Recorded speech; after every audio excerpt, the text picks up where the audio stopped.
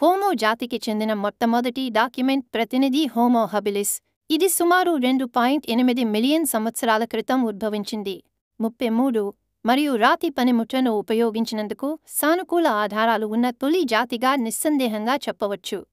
ఈ ప్రారంభ హోమినిన్ల మెదడులు చింపాంజీకి సమానమైన పరిమాణంలో ఉండేవి, అయితే ఇది మానవ SRGAP2 జన్యువు రెట్టింపు అయిన సమయం అని సూచించబడింది. ఇది ఫ్రంటల్ కార్టెక్స్ యొక్క మరింత వేగవంతమైన వైరింగ్ను ఉత్పత్తి చేస్తుంది. తరువాతి మిలియన్ సంవత్సరాలలో త్వరిత ఎన్సెఫాలైజేషన్ ప్రక్రియ జరిగింది మరియు శిలాజ రికార్డులో హోమో ఎరెక్టస్ మరియు హోమో ఎర్గాస్టర్ రాకతో కపాల సామర్థ్యం 850కి రెట్టింపు అయింది. 34 మానవ మెదడు పరిమాణంలో ఇటువంటి పెరుగుదల వారి తల్లిదండ్రుల కంటే 1.25,000 ఎక్కువ న్యూరాన్లను కలిగి ఉన్న ప్రతి తరంతో సమానం. H. ఎరెక్టస్ మరియు H. ఎర్గాస్టర్లు అగ్ని మరియు సంక్లిష్ట సాధనాలను ఉపయోగించిన మొదటివారు మరియు హోమినిన్లలో మొదటివారు అని నమ్ముతారు. 1.3 నుండి 1.8 మిలియన్ సంవత్సరాల క్రితం ఆఫ్రికా, ఆసియా మరియు ఐరోపా అంతటా వ్యాపించి ఆఫ్రికాను విడిచిపెట్టడానికి లైన్.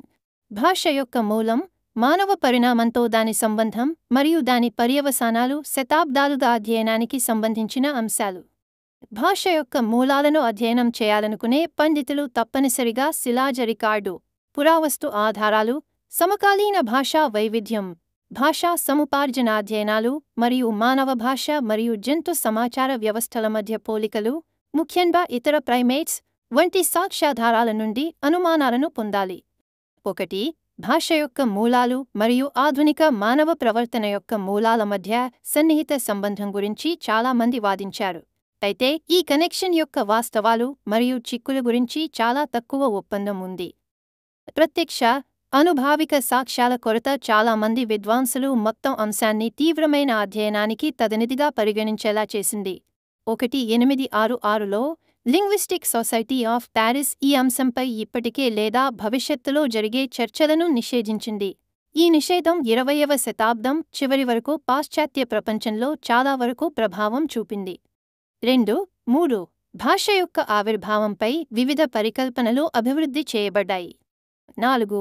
చార్లెస్ డార్విన్ యొక్క సహజ ఎంపిక ద్వారా పరిణామ సిద్ధాంతం 1.5 శతాబ్దాల క్రితం భాష యొక్క మూలంపై ఊహాగానాల ఉప్పెనను రేకెత్తించినప్పటికీ, ఊహాగానాలు 1996 నాటికి శాస్త్రీయ ఏకాభిప్రాయానికి దారితీయలేదు.